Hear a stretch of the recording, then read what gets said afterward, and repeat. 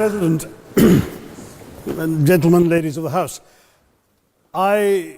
standing here with 8 minutes in my hands and at this venerable and rather magnificent institution, I was going to assure you that I belong to the Henry VIII School of Public Speaking, that as Henry VIII said to his wives, I shall not keep you long. But now finding myself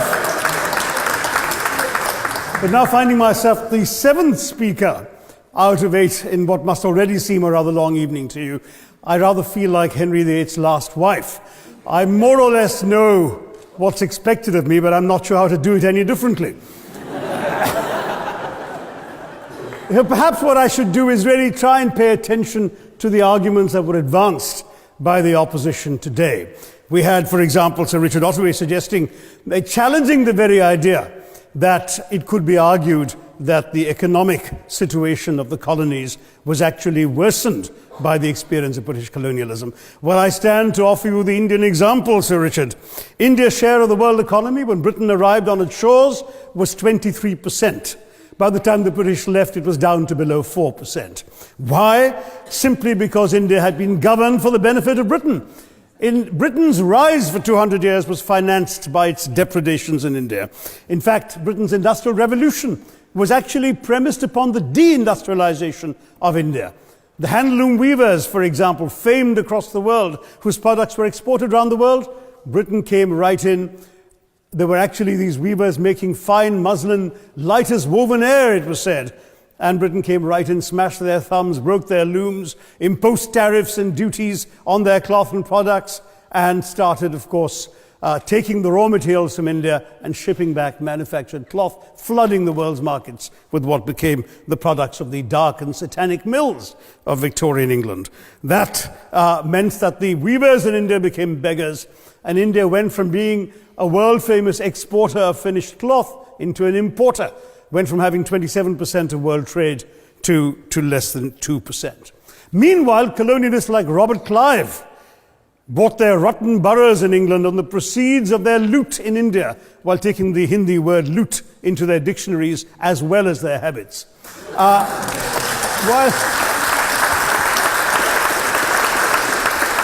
And the British had the gall to call him Clive of India, as if he belonged to the country, when all he really did was to ensure that much of the country belonged to him. By the end of the 19th century, the fact is that India was already Britain's biggest cash cow, the world's biggest purchaser of British goods and exports, and the source of highly paid employment for British civil servants. We literally paid for our own oppression. And as has been pointed out, the wealthy Victorian British families that made their money out of the slave economy, 1/5 of the elites of the wealthy class in Britain in the 19th century owed their money to transporting 3 million Africans across the waters. And in fact, in 1833, when slavery was abolished, what happened was that a compensation of £20 million was paid, not as reparations to those who had lost their lives or who had suffered or been oppressed by slavery, but to those who had lost their property. I was struck by the fact that your Wi-Fi password at this union commemorates the name of Mr. Gladstone, the great liberal hero. Well, I'm sorry, his family was one of those who benefited from this compensation. Staying with India, between 15 and 29 million Indians died of starvation in British-induced famines. The most famous example, of course, was the Great Bengal Famine during the Second World War, when 4 million people died because Winston Churchill, deliberately as a matter of written minuted policy, proceeded to divert essential supplies from civilians in Bengal to sturdy Tommies and Europeans as reserve stockpiles. He said that the starvation of anyway underfed Bengalis mattered much less than that of sturdy Greeks. This is Churchill's actual quote. And when conscience-stricken British officials wrote to him, pointing out that people were dying because of this decision, he peevishly wrote in the margins of the file, "Why hasn't Gandhi died yet?" So all notions that the British were trying to do their colonial enterprise out of enlightened despotism, to try and bring the benefits of colonialism and civilization to the benighted heathen. I'm sorry, Churchill's conduct in 43, simply one example of many that gave a lie to this myth. As others have said on the proposition, violence and racism were the reality of the colonial experience. And no wonder that the sun never set on the British Empire, because even God couldn't trust the English in the dark. Let me take World War I as a very concrete example, since the first speaker, Mr. Lee, suggested these things couldn't be quantified. Well, let me quantify World War I for you. Again, I'm sorry, from an Indian perspective, others have spoken of other countries. 1/6 of all the British forces that fought in the war were Indian. 54,000 Indians actually lost their lives in that war. 65,000 were wounded. Another 4,000 remained missing or in prison. Indian taxpayers had to cough up £100 million in that time's money. India supplied 70 million rounds of ammunition, 600,000 rifles and machine guns, 42 million garments were stitched and sent out of India, and 1.3 million Indian personnel served in this war. I know all this because, of course, the commemoration of the centenary has just taken place. But not just that, India had to supply 173,000 animals, 370 million tons of supplies, and in the end, the total value of everything that was taken out of India, India, by the way, suffering from recession at that time and poverty and hunger, was, in today's money, £8 billion. You want quantification? It's available. Second World War, it was even worse, 2.5 million Indians in uniform. I won't belabor the point, but of Britain's total war debt of £3 billion, in 1945 money, 1.25 billion was owed to India and never actually paid. Somebody mentioned Scotland. Well, the fact is that colonialism actually cemented your union with Scotland.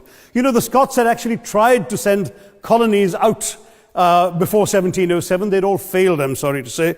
But then, of course, came union, and India was available, and there you had a disproportionate employment of Scots. I'm sorry, Mr. Mackenzie has to speak after me.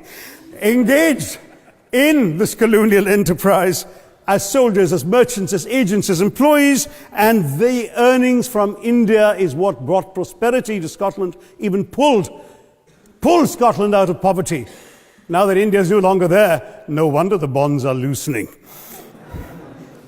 Now, we've heard other arguments on this side. There's been a mention of the railways. Well, let me tell you, first of all, as my colleague, the Jamaican High Commissioner, has pointed out, railways and roads were really built to serve British interests and not those of the local people. But I might add that many countries have built railways and roads without having had to be colonized in order to do so.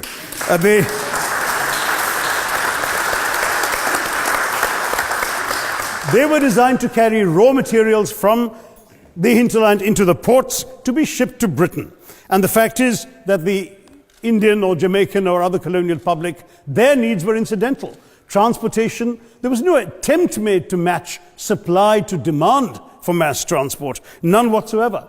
Instead, in fact, the Indian railways were built with massive incentives offered by Britain to British investors, guaranteed out of Indian taxes paid by Indians, with the result that you actually had 1 mile of Indian railway costing twice what it cost to build the same mile in Canada or Australia, because there was so much money being paid in extravagant returns. Britain made all the profits, controlled the technology, supplied all the equipment, and absolutely all these benefits came as private enterprise, British private enterprise, at public risk, Indian public risk.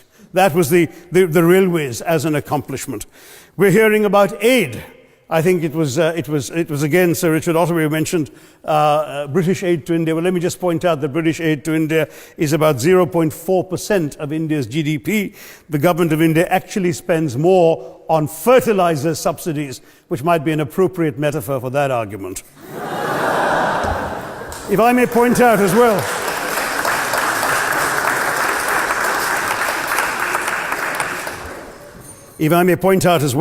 that as my fellow speakers from the proposition have pointed out, there have been incidents of racial violence, of loot, of massacres, of bloodshed, of transportation, in India's case, even of one of our last Mughal emperor. Yes, maybe today's Britons are not responsible for some of these depredations, but the same speakers have pointed with pride to their foreign aid. You're not responsible for the people starving in Somalia, but you give them aid. Surely the principle of reparations for the wrongs that have been done cannot be denied. It's been pointed out, for example, the dehumanization of Africans in the Caribbean, the massive psychological damage that has been done, the undermining of social traditions, of property rights, of the authority structures of these societies, all in the interests of British colonialism. And the fact remains that many of today's problems in these countries, including the persistence, in some cases the creation of racial and ethnic and religious tensions, were the direct result of the colonial experience. So there is a moral debt that needs to be paid. Someone challenged reparations elsewhere. Well, I'm sorry, Germany doesn't just give reparations to Israel. It also gave reparations to Poland. Perhaps some of the speakers here are too young to remember the dramatic picture of Chancellor Willy Brandt on his knees in the Warsaw Ghetto in 1970. And there are other examples. There is Italy's reparations to Libya. There's Japan's to Korea. Even Britain has paid reparations to the New Zealand Maoris. So it's not as if this is something unprecedented or unheard of that's going to somehow open some sort of nasty Pandora's box. No wonder Professor Lewis reminded us that he's from Texas. There's a wonderful expression in Texas that summarizes the arguments of the opposition: all hat and no cattle. Now, if I can just quickly look through the other notes I was scribbling while they were speaking, there was reference to democracy and rule of law. Let me say with the greatest possible respect, it's a bit rich to oppress, enslave, kill, torture, maim people for 200 years and then celebrate the fact that they're democratic at the end of it.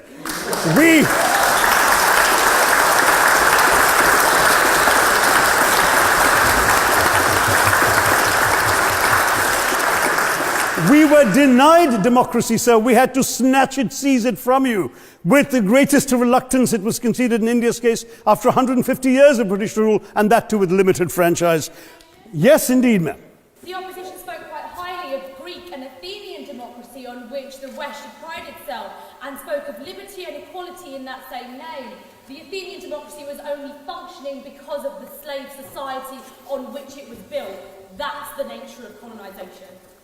All right, I don't think that needs contradiction, not from me at any rate.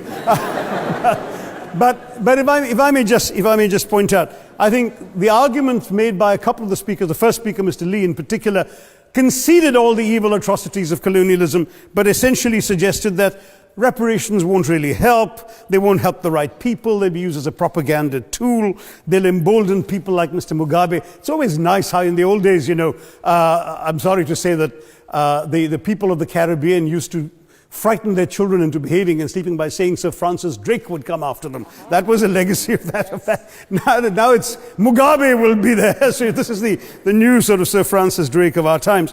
The fact is very simply, sir, that we are not talking about reparations as a tool to empower anybody. They're a tool for you to atone for the wrongs that have been done.